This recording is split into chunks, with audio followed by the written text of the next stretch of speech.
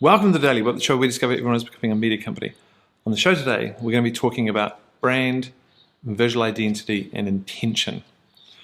So earlier today, I had a meeting with a brand visual identity art director sort of person who's going to be doing some work with us. And an interesting theme came up. We were looking at a lot of other companies. We were looking at a lot of how, for example, because we're a tech company, how tech companies present themselves. And there's almost like a subconscious, inherent, accidental bias that people try to, like tech companies try to emulate tech companies to a level of safety that we all try and emulate each other so that we come across as, we look like everyone else and we're trustable to some degree. And what was interesting about this art director was that when he was looking at our brand color, the green, he was like, oh man, that's a real tech color, isn't it? It's a real tech green. And I was like, well, what the hell? I thought, we'd done a really original type of green and blah, blah, blah. He's like, well, it's a sort of green that maybe Microsoft could use, and that's a very big tech company. And I was like, oh man. And then it started to explode my mind to the thought of, yeah, why are most tech companies, blue and green and all these safe colors, and we display our wares through icons and grid-based design and all this stuff.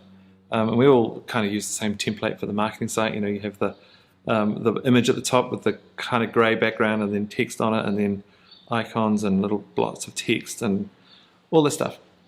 And it got me to thinking about video and how we have an inherent bias towards safety in video. If, for example, if you think about, this is the perfect example, if you think about almost every single case study video you've ever seen from any company, almost ever, it's a mid-shot, it's like this, a mid-shot of the person talking slightly off camera and going, when we first started using Whipster, it was an amazing shift in our business. We went from operating at 10% capability and went up to 12.5% capability. It was such an amazing, right? And so all that stuff, and then the background is out of focus, and there's plants and a window, and you go, why is that? Why does every goddamn case study video look like that? And it's because, I think, it's because you see how other people do it. It's the safest, most obvious thing. You know that if you do it and it looks like that, things are going to be okay. And your videos just fit in. They just fit into the mold. But you know what happens is that they become invisible. If every tech company was a shade of blue and used icons, they would all become invisible, which they are.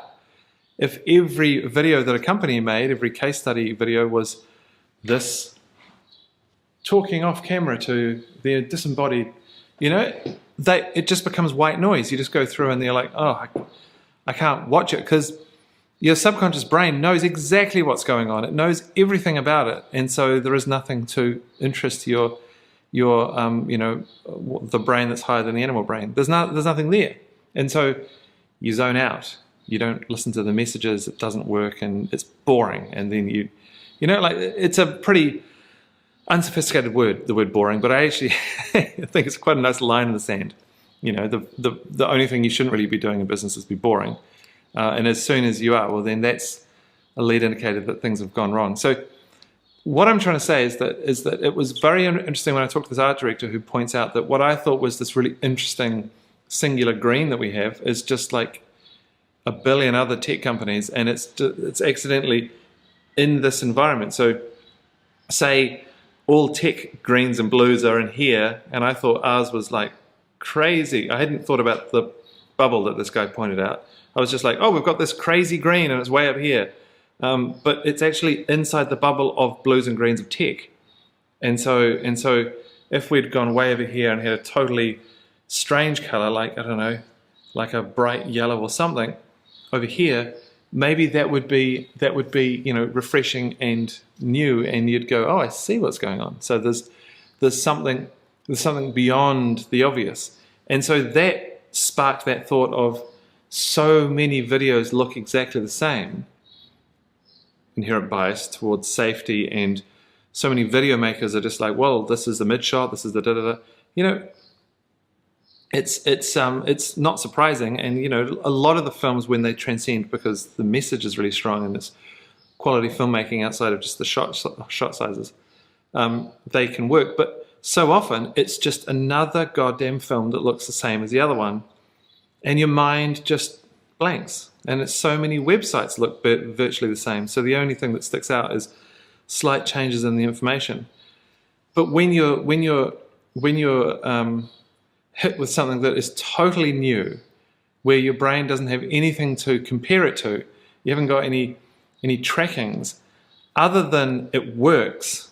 So, you know, you can't be in a film where your case study is someone like this going, so we'd started at 10% and we were going up to 12.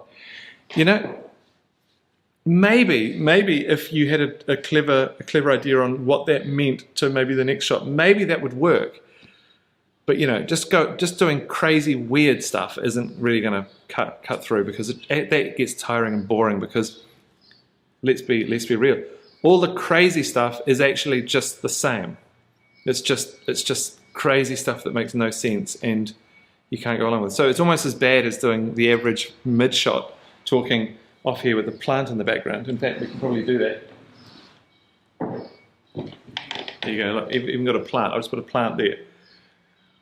When our business, think how visually, story-wise, cadence, timing, attitude, which we spoke about last week, think about how all those things are either being picked up by the audience consciously or subconsciously, and they will help that audience figure out where your company, everything, where it sits in their mind. You know, are they going to categorize you as a tech company?